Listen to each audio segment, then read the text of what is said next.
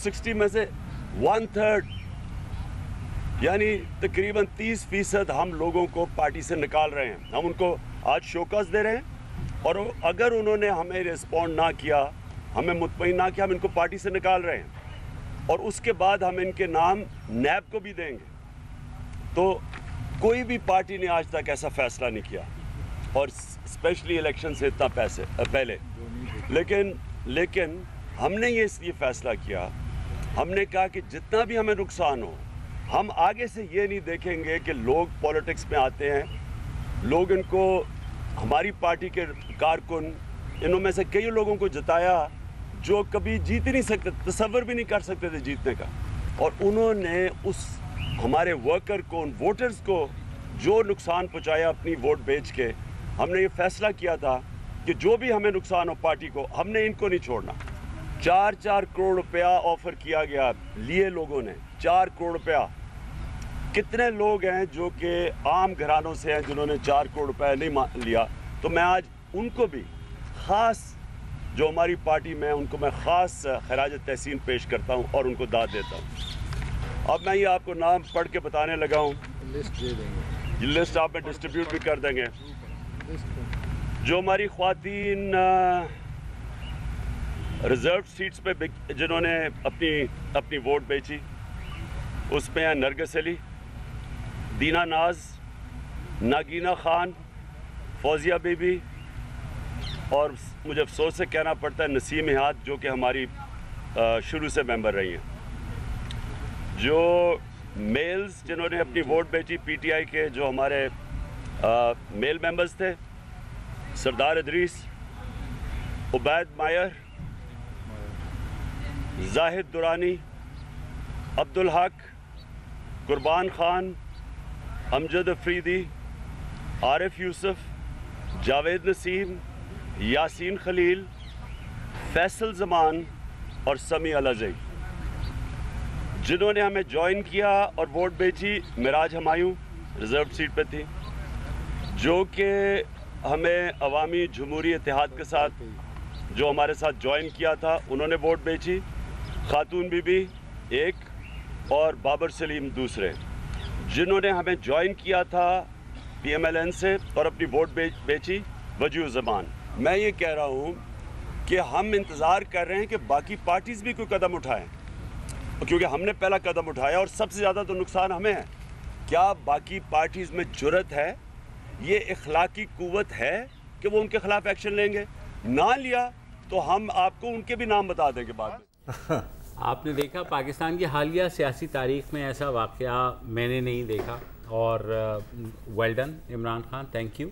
Bouncer मारा है direct wicket पे यार। हाँ, बाउंसर मारा है डायरेक्ट विकेट, बाउंसर मारा है विकेट पे, बाउंसर नहीं। मुझे नहीं पता यार, आई एम सॉरी। ओके सही है, आप ही बात। अच्छा, मैं शुरू में मुझे एक दरख्वास्त कर देता हूं। हाँ, शुरू में एक दरख्वास्त करता हूं। हाँ साहब, मुबशिर सही कह रहा है, हम तीनों के जज्बात आज एक ही हैं। आपने बहुत एक बड़े काम की बुनियाद रख दी है। सिर्फ एक रिक्वेस्ट है, अगले 48 घंटे में या अगले 5-6 दिन में कोई ऐसा बयान या कोई ऐसी बात ना कर दीजिएगा कि हम मजबूर हो जाएं कि यार देखो कितना अच्छा दिन और खान साहब ने कितना अजीम काम किया और आज देखें क्या कह दिया। रिक्वेस्ट ये तो आपको सुनना ही पड़ता है। आज आपको लोग कुछ और कह रहे होंगे, कल लिफाफा कह रहे होंगे, परसों जो है आपको गद्दार कह रहे होंगे, और वो चलता रहता है। लेकिन जो अच्छी बात है उसकी तारीफ़ होनी चाहिए।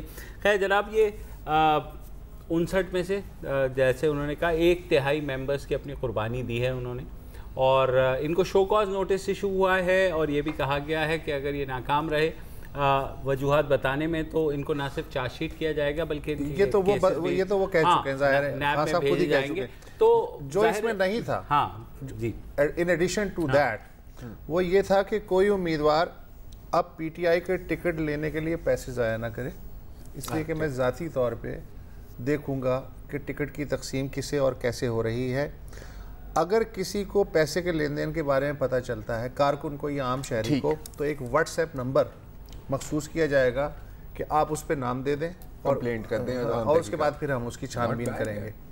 फिर उन्होंने आगे कहा कि सेनेट इलेक्शन में वोट हमेशा से बिकते आ रहे हैं, क्योंकि सिस्टम ही ऐसा है कि आप रिश्वत दे भी सकते हैं और ले भी सकते हैं, अच्छा, उन्होंने कहा कि पीटीआई ने पार्लियामेंट की जो इंतखाबी इस्लाहात की कमेटी थी उसमें इस सिस्टम को रिफॉर्म करने के लिए कई तजावीज़ दी, लेकिन उनको सीरियसली नहीं लिया गया।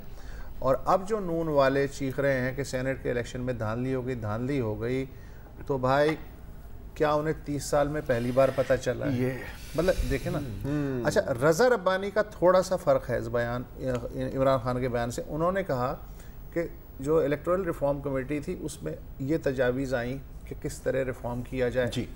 किसी पार्टी ने सीरियसली नहीं लिया, तो इसका मतलब है कि वो तहरीक इंसाफ भी, तहरीक इंसाफ भी उसमें शामिल है। तहरीक इंसाफ का बड़ा मुद्दा जो था कि किसी तरीके से ओवरसीज वोटिंग के राइट्स जो है ना वो लिए जाए, वो उसी पे उनकी सुई फंसी रही और इसी चक्कर में इलेक्टोरल रिफॉर्म निकल गए। दैट्स व्हाट जो कमेटी के अंदर वो हुआ है। बहरहाल जो कुछ भी अब ये इन्होंने स्टेप तो लिया है, जो कि स्टेप मेरे ख्याल में इलेक्शन कमीशन ऑफ पाकिस्तान को लेना चाहिए था।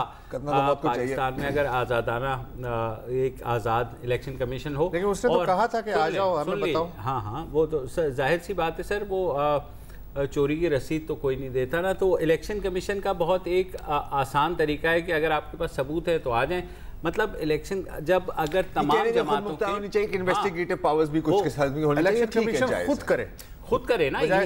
हाँ जी, स्टार लगा लिया, आप आगे बता दें। और हमेशा और यही चीज कैंडिडेचर में भी प्रॉब्लम होती है कि कन्विक्टेड भी आ जाता है तो इलेक्शन कमीशन कहता है कि किसी ने तो बताया ही नहीं कि इसने 10 कत्ल किए थे सर, हमें तो पता ही नहीं था, किसी ने इसको चैलेंज ही नहीं किया। ये बात बिल्कुल सही है। जब तक ये चीज नहीं निकलेगी इलेक्शन लॉज में से, आपने देखा इंडिया का इलेक्शन कमीशन इसीलिए इतना इंडिपेंडेंट और पावरफुल है कि वो अपने ओन पे एक्शन लेता है। और कतरन बहुत कम कंप्लेंट्स आती हैं पाकिस्तान की बेनिस्बत, हालांकि मतलब तो नहीं, लेकिन साइज देखो ना, नहीं निकल तो हमेशा जाते हैं यार, लेकिन कम से कम एक रुकावट तो होती है। इसलिए कम आती हैं फौरी ये मतलब ये है कि राहुल गांधी ने अगर कोई तकरीर ऐसी वैसी की, यूं वो जेल में जाएगा, बिल्कुल जेल में जाएगा सीधा डायरेक्ट। हाँ, अब वो 3 दिन के लिए जाए या 4 दिन के लिए जाए, लेकिन जाना है। हाँ, जाना है। अच्छा यार, लेकिन पता है एक बात बताओ, अब देखें, अब इसमें आप बाल की खाल निकालने की कोशिश करें, और बहुत लोग कर रहे हैं कि सर क्या फायदा है इलेक्शन से एकदम पहले। अच्छा, इतना टाइम क्यों लगा? सेनेट इलेक्शन कब हुए थे? सेनेट इलेक्शन अभी यही 3 मार्च और आज क्या है? 18 डेढ़ महीना क्यों लगा? मतलब ये भी आप एक्सक्यूजेस देख रहे हैं। अच्छा, जो बेस्ट जो मैंने सुना है, और ये मतलब थोड़ा सा सर घूम जाता है सुन के, कि सर अच्छा अगर ये गलत था तो आप इनके नाम अपने दिए, आपने उनके नाम क्यों नहीं दिए जिन्होंने चौधरी सरवर को वोट दिया? तो मतलब इस पे एक बड़े सिंपल बात है। ये ऐसे है कि जैसे मेरे घर पे डाका पड़ता है, मैं जाता हूँ, FIR कटाता हूँ, तफ्तीश होती है और मुलजिम के नाम मेरे सामने आ जाते हैं। वो सब कहता है यार मेरे घर पे भी डाका पड़ा था, तूने मेरी FIR क्यों नहीं कटवाई यार? तो आई मीन ये मुझे उम्मीद है कि सदर शहबाज शरीफ मुस्लिम लीग के जो सदर हैं, वो अब उन अरकान असम्बली के नाम दे देंगे पंजाब असम्बली के जिन्होंने चौधरी सरवर को वोट दिया। अनकरीब ऐसा होगा। इस पे राना सनाउल्लाह साहब का स्टेटमेंट भी चलता है कि उन्होंने वोट अपने ताल्लुकात की बिना पर लिए हैं, अराई बरादरी के, और अगर मेरी उम्मीद पूरी ना हुई तो वो अब उम्मीद पूरी। लेकिन अच्छी बात ये भी कही इन्होंने, थोड़ा सा थ्रेट दिया है, पता नहीं कितना रियल है कि नहीं, कि दूसरी जमातों के लोगों ने भी वोट दिया है तो उनके नाम भी हमारे पास है। अगर इनकी, क्योंकि माजी में भी जब ऐसा होता रहा है ना, तो कोर्ट्स, हाई कोर्ट्स के पास जाकर के ये जो है रिलीफ मिल जाती है ऐसे लोगों को। That is the problem. 2006 में हुआ ना, जमीयत उलमा इस्लाम के 2 अरकान, 4 अरकान, 2 जमात इस्लामी के अरकान और 2 ANP के अरकान को तादीबी कार्रवाई की गई। एग्जैक्ट सेनेट के इलेक्शन में कहा गया कि आपने वोट बेचे हैं, माल पकड़ा है। उन्होंने डिनाई किया, आगे जाकर के हाई कोर्ट में उनको रिलीफ दे दिया, वो बहाल हो गए। देखो, मेरे लिए ये चीज़ रेलेवेंट इस वक्त आज के दिन कम से कम नहीं है कि उनके साथ क्या हुआ और किसी ने क्या किया। रेलेवेंट चीज़ ये है कि पहली बार एक पार्टी का सरबरा अपनी पार्टी के 33% जो लोग हैं उनका नाम लेके कहता है कि इन्होंने ये काम किया, ऐसा नहीं हुआ। नहीं, और इतनी फ्रेजाइल गवर्नमेंट आपकी हो कि 124 में से आपके जो है ना अरकान 59 और दूसरी बात, बहुत इलेक्शंस आ रहे हैं, वही ये इलेक्शंस आ रहे हैं, ये आपके दोस्त तो नहीं रहेंगे ना यार कहीं से भी। अगर this has always been the case, हम हमेशा यही कहते रहे ना कि PTI ने एक नया नारा, जब तब्दीली की आप बात करते हैं कि हम उन लोगों को ट्राइड एंड टेस्टेड और जो ओल्ड प्रैक्टिस सियासतदान है उनको नहीं जगह देंगे, नए लोग लाएंगे, साफ सुथरे लोग लाएंगे। This is the way to go. अच्छी बात है, बिल्कुल सही। अब ये नहीं पता कि इसका नुकसान भी हो सकता है। मैंने सुना एमक्यूएम वाले भी इसी एमक्यूएम वालों ने भी इशू किए हैं, लेकिन एमक्यूएम का मसला ये है कि वो विद इन डिवाइड हो गई ना। अब वो बहादुराबाद, पीआईबी, लेकिन इसी रास्ते पे चल रहे हैं, इसी रास्ते पे वो नाम रिलीज कर रहे हैं, लेकिन मसला ये कि उनके नोटिस वो नहीं मानेंगे, उनके नोटिस वो नहीं मानेंगे। वो एक अलग बात, वो आगे की बात, क्या वो नाम रिलीज कर रहे हैं, बिल्कुल नाम, ये अच्छी बात तो अच्छी बात है कि अच्छा हर जमात कराती है कहीं ना कहीं। एमक्यूएम ने पहले भी कराए थे जब वो हुए थे, लेकिन आपको पता है वो क्या तब किसी ने टॉप पहले माल पकड़ने की जरूरत की थी? हाँ, वो कौन था, वो कौन जरी था यार? अगेन यार पता है, अगेन आई मीन देखो, अच्छा 2-3 बातें। एक तो जाहिर है कि आरिफ यूसुफ साहब जो एमपी हैं, हाँ। और बाकी भी, वो भी शाजिब खानजादा के शो में भी थे, वो कह रहे थे कि मैं नहीं कीता। चलो सही है, उनसे कहा भी आपने वोट कहाँ दिया, उन्हें कहा वोट हमने उधर दे दिया, लेकिन पैसे नहीं पकड़े थे। वो मतलब जमीन की आवाज थी, आपसे हाथ से नहीं, जर की आवाज नहीं थी, जमीन की आवाज थी। लेकिन उसमें शहरयार आफरीदी जो है इनके जो लेजिस्लेटर है पीटीआई के, उन्होंने कहा कि बाकायदा हमने ट्रेल कैच की है कि किस तरह हुंडी के थ्रू पैसे जाते हैं, किसी को यूरो में चाहिए, किसी को डॉलर में चाहिए, तो मनी ट्रेल भाई बोले तो हाँ मनी ट्रेल, इसीलिए तो उन्होंने कहा अब बाकी काम तो नैप फिर ये कि वीडियोस का भी नहीं, उन्होंने कहा है कि पहले तो देखें, इन्होंने जो चीफ मिनिस्टर है ना, उन्होंने अगर ये ट्रेल है वो तो ये फिर उन्होंने नैप की बारी करेंगे ना, और ये अगर ट्रेल खुलती है तो ये ऊपर तक जाएगी फिर तो सेनेट के इलेक्शन में, क्योंकि ख्वाजा आसिफ साहब ने भी एक ट्वीट कर दिया कि जनाब ये इसका मतलब है कि तो सेनेट के जो फिर चेयरमैन और डिप्टी चेयरमैन के जाहिर है उनका नहीं बनाए, तो आज मुझे हल्का सा लग रहा है कि तब्दीली थोड़ी सी आई है, नहीं लग रहा है ना। देखिए पहला स्टेप तो है, और इलेक्शन की जानिब हमारे यहाँ देखें इलेक्शंस में यूं तो 5 लाख के वो 15 लाख से ज़्यादा एमएनए खर्च नहीं कर सकता और 5 लाख से ज़्यादा एमपी है, लेकिन 15 लाख की तो एक बिलबोर्ड लगा हुआ होता है और आपका मुंह चढ़ा रहा होता है कि भाई जो करना है। तो बात कम से इलेक्शन नहीं होती बॉस। इलेक्शन कमीशन ने ये जो अखराजात रखे ना, मुझे वो रेलवे की बोगी याद आ जाती है कि आज भी जंजीर खींचने की जो सजा है जो 1864 में 50 रुपए मुकर्रर की गई थी, आज 2018 में भी 50 रुपए। ये भी वही है, ये भी ब्रिटिश जमाने के जेलर है सर। उस जमाने में जंजीर खिंच जाती थी, अभी खींचे तो टूट जाती है, ये भी है। और 50 रुपए है वो जंजीर दोबारा बनाने के। अच्छा चले सब कुछ छोड़ दें यार। हाँ अब अच्छा चले, सुटिस्ता साहब कह रहे हैं कि ब्रेक लेनी है, ब्रेक ले लेते हैं, फिर बाकी बातें ब्रेक के बाद।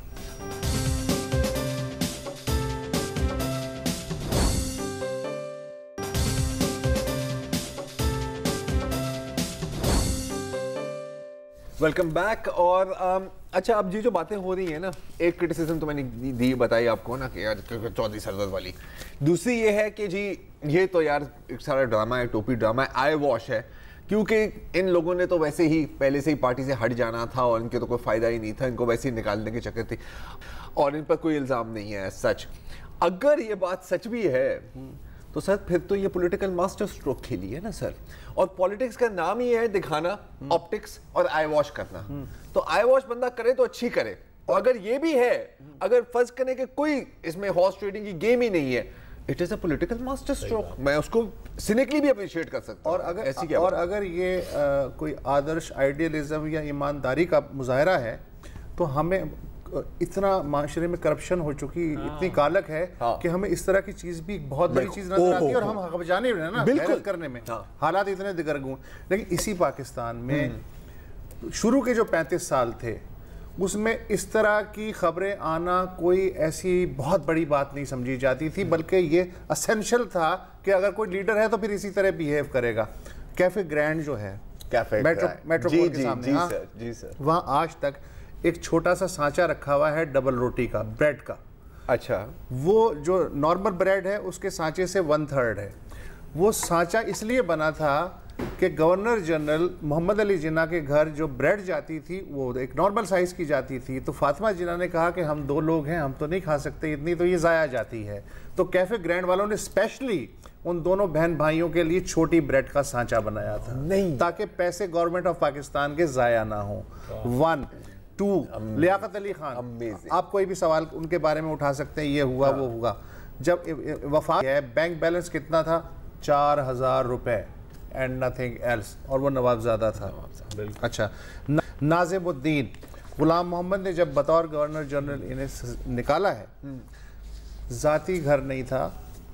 अब्दुल वाहिद आदम जी ने आर्जी तौर पे अपना एक घर था क्लिफ्टन में, जिसमें ऑलरेडी 2 फैमिलीज रह रही थी, नाजिमुद्दीन की फैमिली को वहाँ ठहराया।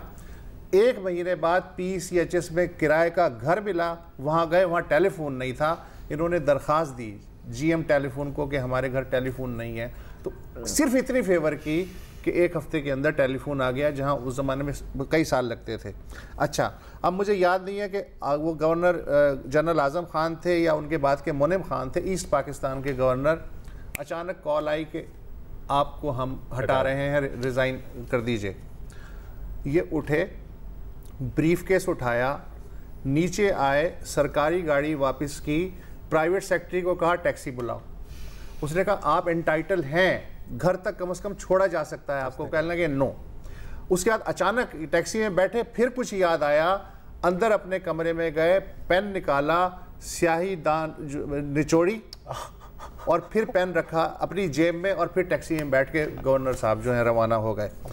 अयूब खान, आप बहुत उसके बारे में कुछ भी कहें, अयूब खान की डायरीज अगर आप पढ़ें, उसने कहा कि मैंने हाउस होल्ड जो है प्रेसिडेंट हाउस का, उसे कहा है कि मेरी जो इमीडिएट फैमिली है, बेटी या दामाद वगैरह जो भी आए, चाय पिए, खाना खाएं, कुछ भी करें, रसीद मेरी तनख्वाह से कटनी चाहिए, वरना मैं तुम्हें देख लूँगा। तो वो बाकायदा एक रसीद बनती थी जब भी प्रेसिडेंट के ज़ाती जो है रिश्तेदार या दोस्त आते थे। किसी अलिफ लैला की कहानी याहिया खान, कसम से हजार चीजें, शराब, 10 लाख चीजें, 10 लाख चीजें ना।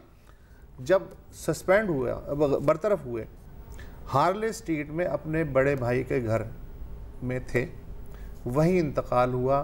कितना बैंक बैलेंस था, कुछ पता ही नहीं है, वहीं इंतकाल हुआ। अच्छा, लेफ्टिनेंट जनरल गुल हसन, जो भुट्टो साहब के पहले चीफ ऑफ आर्मी स्टाफ बनाए थे, पिंडी क्लब के 2 कमरों में पूरी ज़िंदगी गुजारी। एक ऑर्डरली था, वसीयत ये थी कि मेरे बाद मेरे जो बैंक के पैसे हैं और मेरे कपड़े वो ऑर्डरली को जाएंगे। बैंक बैलेंस कितना था? 1700 रुपये। 2 जोड़े कपड़े जो थे वो टीन के उसमें संदूक में थे। ये चीफ ऑफ आर्मी स्टाफ गुल हसन की मैं बात बता रहा हूँ। किस साल की बात है? किस साल की बात है? 73-74। हाँ, लेकिन इंतकाल उनका बाद में हुआ था। भुट्टो बेशुमार फाशिस्ट है, ये है, फलाना है। मैंने प्रोफेसर गफूर अहमद से पूछा फाइनेंशियली कितना करप्ट था भुट्टो। कहने लगे अगर करप्ट होता ना, जनरल ज़ियाउल हक ने 10 वाइट पेपर निकाले थे, 11वां इस पे भी निकाल सकता था। उसे एक चीज़ नहीं मिली फाइनेंशियल करप्शन की। ये जो कुछ भी कहानियाँ शुरू हुई हैं, ये भुट्टो के बाद का जो पाकिस्तान हमें विरसे में मिला है वहाँ की कहानियाँ हैं। और लेकिन उस दौरान भी मोहम्मद खान जुनेजो का नाम मैं लेना नहीं भूलूंगा। वज़ीर मवासलात प्रिंस मोहिउद्दीन, वज़ीर बल्दियात अनवर अजीज़ चौधरी, वज़ीर ममलिकत बराए पैदावार इस्लामुद्दीन शेख, एक ही दिन तीनों को फारिग किया गया। उन पे कुछ चार्जेस थे, मीडिया ने लगाए थे। इस्लामुद्दीन शेख पे वो चार्जेस साबित हुए, बाकी 2 पे साबित नहीं हुए, लेकिन तीनों को निकाल दिया। तमाम सरकारी मुलाजमीन को 800 सीसी की FX बस, जी जी, तमाम को के, और कोई बड़ी गाड़ी इस्तेमाल। तो अब हमें ऐसा कि जैसे ये नहीं, अब तो सर मतलब ये जो मैं सुन रहा हूँ मुझे नहीं समझ में आ रही है कसम से यार। ये इसी पाकिस्तान की दास्तान है। सही कह रहे हैं। और ये यूजुअल बात थी कि ऐसा ही होना है यार। पता है, सही किसी ने फरमाया the past is another country. वक्फा ले ले।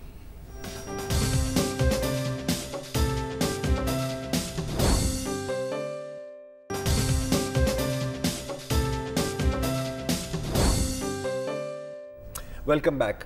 जब स्वात में तालिबान राज करते थे 2007 से लेकर 2009 तक, तो तकरीबन 500 स्कूल तबाह किए गए तालिबान के हाथों। इसके अलावा बहुत सारे स्कूलों को नुकसान भी पहुंचाया गया, वहाँ पे बम भी फाड़े गए, और इस तरह का एक खौफ का माहौल बनाया गया कि वालिदैन अपने बच्चों को और ख़ास तौर पर अपनी बेटियों को स्कूल भेजने से रोक लेते थे। स्कूल्स अपनी जगह, तालिब इल्मों पर भी बहुत हमले किए। मलाला का केस आपके सामने है। और उनकी शदीद कोशिश यही थी कि किसी तरह इस इलाके में तालीम ख़ास तौर पे लड़कियों के लिए मुकम्मल तौर पर ख़त्म हो जाए, सिर्फ उनका ही राज हो और उनका ही मौक़िफ़ आगे आए। अब एक बहुत बड़ी खुशखबरी ये है कि उसी स्वात की सरजमीन पर एक बहुत ही बड़ा और बहुत ही कामयाब साइंस फेस्टिवल हुआ है, जिसमें 14,000 से ज़्यादा तालिब इल्मों ने शिरकत की है और इसमें से 50% लड़कियां थीं, मतलब कि तकरीबन 7,000 लड़कियों ने यहाँ पर शिरकत की है। ये सैदू शरीफ में हुआ और 100 से ज़ायद गवर्नमेंट स्कूल से तालिब इल्म वहाँ पर आए थे। अमेजिंग सीन था और एक तस्वीर है, एक पेंटिंग है एक वहाँ के ही तालिब इल्म की, अगर वो हम स्क्रीन पर एक सेकंड के लिए, तो मेरा ख्याल है कि ये जो तस्वीर है, ये जो पेंटिंग है, ये आ गई है स्क्रीन पर, देख लें। ये इससे ज़्यादा सिंबॉलिक कोई हो नहीं सकती। वहाँ छोटा सा बच्चा खड़ा हुआ है, पैर तले क्लैशनकोव, और वो कलम की तरफ इशारा कर रहा है। अच्छा, एक और खुशखबरी ये भी है कि 2 रिकॉर्ड कायम किए गए हैं इस नेशनल रिकॉर्ड, गिनीज बुक की बात नहीं हो रही यहाँ पे, इस साइंस फेयर में। और एक तो ये है कि 955 स्टूडेंट्स ने एक ह्यूमन चेन बनाया, डीएनए का हीलिक्स होता है ना जी, शेप होता है, ह्यूमन डीएनए हीलिक्स बनाया है, तो ये एक नेशनल रिकॉर्ड है। सेकंड नेशनल रिकॉर्ड ये है कि तकरीबन 1000 से ज़ायद तालिब इल्मों ने सबसे पहले लार्जेस्ट डीएनए एक्सट्रैक्शन की एक्सपेरिमेंट की है। अच्छा, अब ये किस तरह की एक्सपेरिमेंट है, ये भी बड़ी इंटरेस्टिंग बात है कि आपको पता है कि स्वात में स्वात के फल बहुत मशहूर हैं, ठीक है। अभी मेरी बात हो रही थी जवाद साहब से, जो ये उद्याना एक ग्रुप है जिनका एक मरकजी किरदार था इसको ऑर्गेनाइज करने में। उसने कहा कि यार हमारे यहाँ फल तो बहुत होता है, लेकिन वो बैनुल अक़वामी मार्केट्स तक नहीं पहुँचता, उस वक्त तक वो गल जाता है। तो हमारे लिए ये बहुत ज़रूरी है फ्रूट की डीएनए समझें, इसकी ब्रीडिंग करें और इसकी मॉडिफिकेशन करें ताकि वो देर तक ताज़ा रह सके। तो यहाँ पे जो डीएनए एक्सट्रैक्शन की है 1000 से ज़्यादा तालिब इल्मों ने, वो स्ट्रॉबेरीज़ की है, मुकामी स्ट्रॉबेरीज़ की, यानी कि साइंस लेकिन practical science. Strawberry and peaches तो आला हैं। अच्छा, अब प्रैक्टिकल साइंस में ना यहाँ की स्वात की लड़कियों और स्वात के लड़कों ने बहुत इंटरेस्टिंग प्रोजेक्ट्स किए हैं, मतलब डायरेक्ट एप्लीकेशन है उनकी अपनी लाइफ पर और उनके अपने माहौल पर। देखिए, हम लोगों ने सेवेज ट्रीटमेंट प्लांट बनाया है। तो सेवेज उसे कहते हैं जो फैक्ट्री और घर से जो गंदा पानी निकलता है उसको सेवेज कहते हैं। तो हम लोगों ने इसलिए बनाया क्योंकि पाकिस्तान और सऊदी में बहुत गंदगी होती है, वो रोड पे पड़े हो रबिश पड़ा होता है। हम लोगों ने इसलिए बनाया था कि वो पानी, उस पानी को हम लोग रिसाइकल करें। तो जो बार्स फिर और ग्रेड चैम्बर है यहाँ वो उससे स्टार्ट होती है। तो बार्स फिर और ग्रेड चैम्बर में उसमें सॉलिड मटीरियल होते हैं, तो जैसे कि बोट क्लॉथ्स और कपड़े वो हम लोग यहाँ पर अलग कर देते हैं उससे। तो जो बिल्कुल गंदा पानी रह जाता है वो प्राइमरी सेटिंग टैंक में और सेकेंडरी सेटिंग टैंक में वो पानी आ जाते हैं। तो उसमें जो मटीरियल मिक्स हुए होते हैं जो हमें नजर नहीं आते वो इसकी फोटो में बैठ जाते हैं। तो हम उसको स्लज कहते हैं उस मटीरियल को। तो उस मटीरियल को हम एज ए फर्टिलाइजर यूज़ कर सकते हैं। जब वो पानी क्लोरीनेशन टैंक में आते हैं हम उसको क्लोरीन गैस देते हैं ताकि वो जर्म्स फ्री हो जाए, उससे बैक्टीरिया किल हो जाए। तो जो सेकेंड हमारा टैंक है वो है एरेशन टैंक। तो एरेशन टैंक में हम उसको फ्रेश एयर देते हैं ताकि उसे क्लोरीन गैस चला जाए, क्योंकि क्लोरीन गैस ह्यूमन्स के लिए बहुत टॉक्सिक होता है, ख़तरनाक होता है। तो जब वो लास्ट टैंक में आते हैं क्लीन वाटर रिजर्वर में, तो वो बिल्कुल क्लीन वाटर होता है, लेकिन वो पानी हम लोग पी नहीं सकते। बट किचन में यूटेंसिल्स के लिए यूज़ होते हैं, कपड़े धोने के लिए यूज़ होते हैं, हम उसको अपने फार्म में भी दे सकते हैं। लेकिन अगर वो पानी रिवर में जाएगा तो वाटर पोल्यूशन काज नहीं करेगा। तो हम लोगों ने बस इसलिए बनाया था कि हम लोग गंदे पानी को, रबिश को रिसाइकल करें। मैंने ये मॉडल बनाया है जिसका नाम है मॉडर्न सिटी। मॉडर्न सिटी हमारे पास इसमें है हॉस्पिटल, स्कूल और साइड में है बिल्डिंग एंड हाउसेज। क्योंकि हमारी सिटी में ये मसला होता है कि क्योंकि रोड बहुत ज़्यादा गंदे होते हैं और बहुत ख़राब होते हैं, तो इसलिए हमें चाहिए कि हम अपने सिटी के रोड को ठीक करें और जो हमारे ट्रैफिक होते हैं उसको भी ठीक कर लें। तो इसलिए हमें चाहिए कि हम हमारी सोसाइटी में जो भी मसला होता है हमें इसको ठीक करना चाहिए। जैसा कि आप जानते हैं कि आजकल पाकिस्तान में गंदे पानी का बहुत ज़्यादा मसला है। तो जब हमने इस फेस्टिवल के बारे में सुना तो हमने टीचर से कहा कि क्यों ना एक ऐसा मॉडल बनाया जाए कि जिसमें हम सबको दिखा सके कि कैसे गंदे पानी को साफ करके काबिल इस्तेमाल बनाया जाता है। तो जैसे आप देख सकते हैं ये गंदा पानी है, इसमें हमने सेंट डाला हुआ है और ये आप देख सकते हैं कि ये साफ पानी है। इसके अंदर बैटरीज है तो वो सन की वो चार्ज होती तो उसी वजह से सन की वजह से चार्ज होती और वो हाइड्रोलिक फैन है जब चोर भागता है ना तो फिर वो ऊपर कर देते हैं जब इमरजेंसी कोई चीज हो तो फिर वो बिल्कुल सीधा कर।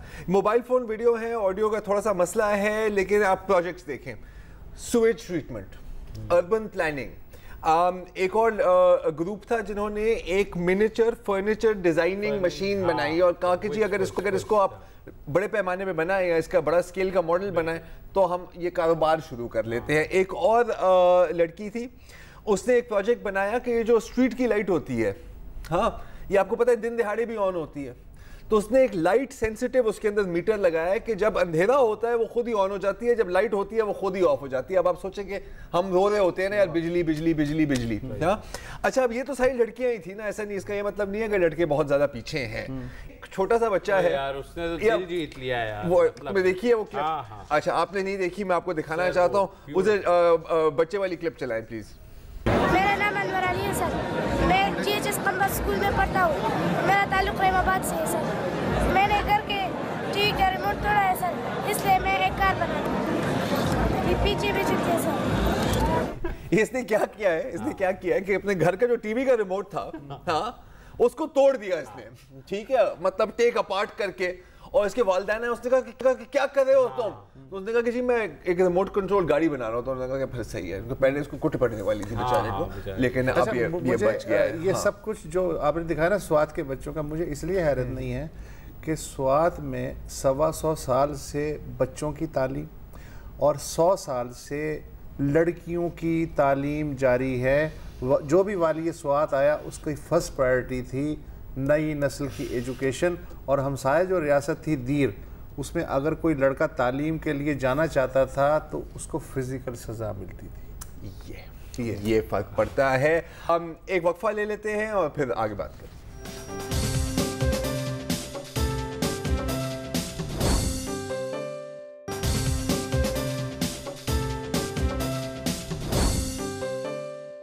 हाँ वेलकम बैक जी। बात हो रही थी स्वात साइंस फेस्टिवल की। तो उडियाना एक ग्रुप है जिन्होंने इसको ऑर्गेनाइज किया है, लार्जली वॉलंटियर बेसिस पे हुआ था। Pakistan science and math alliance का काम है, डिस्ट्रिक्ट एडमिनिस्ट्रेशन ने बहुत सपोर्ट की है, और कुछ ग्रुप्स हैं जैसे लर्नोबॉट्स, स्टेमर्स, पाकिस्तान साइंस क्लब, एसकॉप और न्यूमेरिका, वो उन्होंने भी, और ये हर साइंस फेस्टिवल अलिफ ऐलान का भी बिल्कुल इसके पीछे आई थिंक हर एक में कोई ना कोई इनकी इन्वॉल्वमेंट होती है। और ये जो आपने अभी बात की थी ना वसत, ये स्वात के बारे में, हाँ उनकी जो एजुकेशनल ट्रेडिशन है 100 साल रिवायत, इससे मुझे पता है कौन याद आता है, मुझे याद आते हैं कन्फ्यूशियस। कन्फ्यूशियस ने क्या कहा था कि अगर आपने 1 साल की प्लानिंग करनी है तो आप चावल उगाओ, अगर आपने 10 साल की प्लानिंग करनी है आप दरख्त लगाओ, लेकिन अगर आपने अगले 100 साल की प्लानिंग करनी है ना तो आप बच्चों को तालीम दो। तो ये है, और ये साइंस शुरू कहाँ से होती है? शायद शुरू होती है सवाल से, ये ऐसा क्यों है, ये ऐसा क्यों नहीं हो सकता। और हमारे साथ यही मसला है ना, सवाल पूछते हो तो क्या होता है, ये तो सवाल पूछा तूने, ये जो बड़ों से सवाल करते हो, और क्योंकि बड़ों का सवाल का जवाब नहीं आता ना बहुत से तो इसलिए हम कहते हैं यार, मतलब तो फिर हम सिर्फ अपने बड़े होने पर ही नाच कर सकते हैं। तो एनीवे यही है। एनीवे इस पे तो मतलब बहुत बात हो सकती है। एक देसी एयर कंडीशनर भी बनाया था एक बच्चे ने, हाँ बर्फ के साथ। एक बायोगैस का प्लांट, मिनिएचर बायोगैस का प्लांट बनाया है यार। तो हमें इस पे तो मैं घंटों बात कर सकता हूँ। आई विल स्टॉप नाउ, क्योंकि हाँ यार ये बच्चे ऐसा काम कर रहे हैं, वरना इस उम्र में हमें नहीं पता था। हमें छोड़ दो यार, मतलब यार एक ने मतलब वो पोटैटो बैटरी भी बनाई थी, हाँ जो वैसे मुझे भी आता है, उसका यूट्यूब वीडियो मैंने देखा हुआ है। बहरहाल मैं कागज से जहाज भी बना सकता हूँ, मेरे जैसा नहीं बना सकते, जैसा नहीं बना सकते। मैं F7 थंडर ये वाला नहीं बनता, ये F16 बनाता है बॉस, आपने देखा नहीं। एनीवे लेकिन एक और चीज इसमें मैं बात करना जरूरी है। आज हमारे कॉमनवेल्थ गेम के मेडलिस्ट पाकिस्तान वापस आए। और क्या ये कॉमनवेल्थ गेम्स गुज़िश्ता हफ्ते कंक्लूड हो गई थी वीकेंड के ऊपर, और हम उस वक्त तस्करा नहीं कर पाए थे। मगर अच्छी खबर ये कि पाकिस्तान के एक जो रेसलर हैं मोहम्मद इनाम साहब, उन्होंने गोल्ड लिया। बड़े अरसे बाद पाकिस्तान को गोल्ड मेडल मिला है कॉमनवेल्थ में। 2 वेट लिफ्टर्स ने ब्रॉन्ज़ लिए और 2 रेसलर्स ने ब्रॉन्ज़ लिए। हमारी हॉकी की टीम 7वें नंबर पर आई और जो कॉमनवेल्थ गेम्स है उसमें टॉप किया ऑस्ट्रेलिया ने, 80 से ऊपर मेडल्स लिए। 3रे नंबर पे इंडिया आया, हम 24वें नंबर पर आए। और एक दफ़ा फिर बात हुई कि हमारे जो ट्रेडिशनल गेम्स हैं हाँ। उसको क्या नज़रअंदाज हो रहे हैं। हमने सिर्फ क्रिकेट के ऊपर, जी बिल्कुल, ट्रेडिशनल गेम्स तो छोड़ो यार बॉस, बाकी सारी गेम्स हाँ। सारी गेम्स आई मीन इनाम भट्ट साहब जो हैं जी, जो आए हैं गोल्ड मेडलिस्ट जो है, सॉरी मोहम्मद इनाम साहब, पता नहीं भट्ट क्यों लगा हुआ है जहन में। मोहम्मद इनाम साहब जो हमारे गोल्ड मेडलिस्ट हैं, तो जब वो अपने घर पहुंचे तो जाहिर है इस्तकबाल हुआ और हार पहनाए गए और मीडिया ने भी कुछ सवालात किए। तो सुनिए कि इनाम साहब का कहना था। आने से पहले मैंने 3 माह पहले मैंने हुकूमत पाकिस्तान से मुतालबा किया था कि मुझे पर्सनल ट्रेनिंग के लिए 10 लाख रुपया दिया जाए और अगर मैं मेडल नहीं लाऊंगा तो मैं 10 की जगह 20 लाख रुपया वापस कर दूंगा। लेकिन अनफॉर्चुनेटली मेरा वो मुतालबा पूरा नहीं किया गया। लेकिन फिर भी हम छोड़ तो नहीं सकते। मैं तो बिलीव करता हूँ कि हम नेवर गिव अप पे मैं बिलीव करता हूँ। तो मैंने अपनी मदद आपके तहत और पाकिस्तान रेसलिंग फेडरेशन की सपोर्ट के तहत मैंने अपनी ट्रेनिंग को जारी रखा और अल्हम्दुलिल्लाह मैं गोल्ड मेडल जीतने में कामयाब हुआ। और 2 जो दूसरे रेसलर हैं तैयब रज़ा अवान और मोहम्मद बिलाल, मेरे छोटे भाई ने ब्रॉन्ज जीता। तो अगर हमें ये इंटरनेशनल ट्रेनिंग मिलती, जो कि जिस तरह इंडिया के रेसलर जो वो 6 माह की ट्रेनिंग वो करके आए हैं USA में, तो अगर इस तरह की हमारी ट्रेनिंग भी होती तो डेफिनेटली पाकिस्तान के मेडलों की तादाद भी ज़्यादा होती और पाकिस्तान गोल्ड भी ज़्यादा जीतता। ये देखिए आपने, अच्छा इंडिया के रेसलर की जो बात कर रहे थे, ठीक है ना, अब ये बड़ी मजेदार कहानी है हाँ, क्योंकि पहले इंडिया के रेसलर को हराया और फिर उसके बाद इनकी मैच हुई नाइजीरिया के मेलविन बीबो के साथ, नंबर 1 है, नंबर 2 वर्ल्ड नंबर 2 है वो, और मतलब तकड़े हैं वो, ठीक है। तो जिस तरह, अच्छा आधी जो गेम होती है स्पोर्ट्स में, जाहिर है फिजिकल गेम तो है, टेक्निक की भी गेम है, गेम होती है मेंटल माइंड गेम। तो जो माइंड में इनाम साहब ने, मैं दोबारा बट बोलने वाला था, इनाम ने गेम कैसी जीती, ये भी बड़ी मजेदार कहानी है, उनसे खुद ही सुन लीजिए। जब इंडिया के साथ किसी भी जगह पे आपका कंपटीशन हो, चाहे वो कोई भी गेम हो, तो हमारा मुराल बहुत ज़्यादा बुलंद हो जाता है। तो जब स्पेशली जब मैं इंडिया के साथ आया तो इंडिया के साथ मेरा कंपटीशन था और मैं ग्राउंड में आ रहा था, तो इंडिया की जो अवाम है वो बहुत ज़्यादा तादाद में आई हुई थी और वो चीयर अप कर रहे थे इंडिया इंडिया के नारे लगा के। तो मैंने अपना माइंडसेट चेंज किया, मैंने ये अपने आप को समझाया कि ये इंडिया नहीं, ये इनाम कह रहे हैं। और मैंने अग्रेसिव जो है अपनी स्ट्रेटजी बनाई हुई थी और अल्हम्दुलिल्लाह उसके ऊपर पूरा उतरे तो इंडिया को जीत लिया, क्योंकि इंडिया का रेसलर जो है वो मोस्ट फेवरेट रेसलर था। तो जब मैंने उसे जीत लिया तो अल्हम्दुलिल्लाह मुझे यकीन था कि मैं अब गोल्ड मेडल ही लूँगा। देखो मैं भी बिल्कुल ऐसे ही करता हूँ। जब जुमे को लोग कहते हैं ना कि मैं बचपन से वसुतुल्लाह खान का फैन हूँ, मैं अपने ज़हन में कहता हूँ कि ये मेरी बात कर रहे हैं।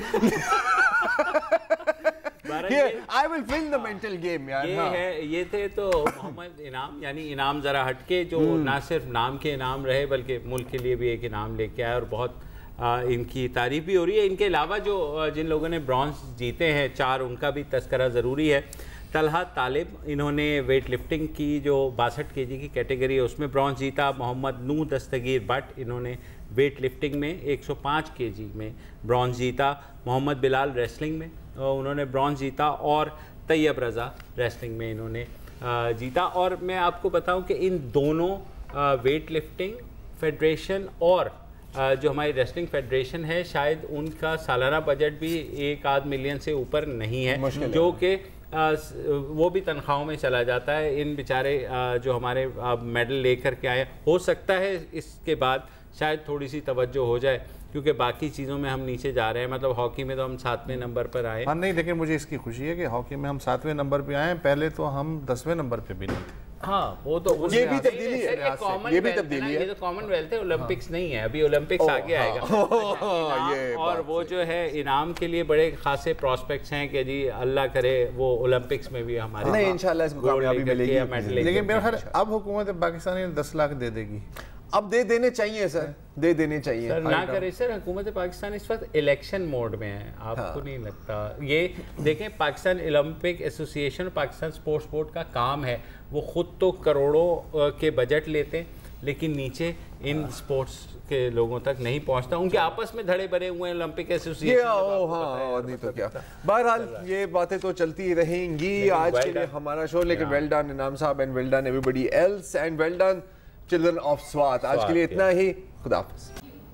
अस्सलाम वालेकुम। अगर आपको हमारे शो पसंद आया है तो प्लीज़ हमारे YouTube चैनल को सब्सक्राइब करें, और अगर मुनासिब समझे तो इस वीडियो को लाइक भी कर लें, तो कोई हर्ज नहीं है, और शेयर भी कर लें और कमेंट भी कर दें जी, वरना वो सब ऐसे ही लिखते रहेंगे। और ये जो दोनों कह रहे हैं ये कर लें जी प्लीज़, नहीं तो हमें भी घर जाना है, मैं आपके कंप्यूटर में नहीं रहना 24 घंटे। सही बात।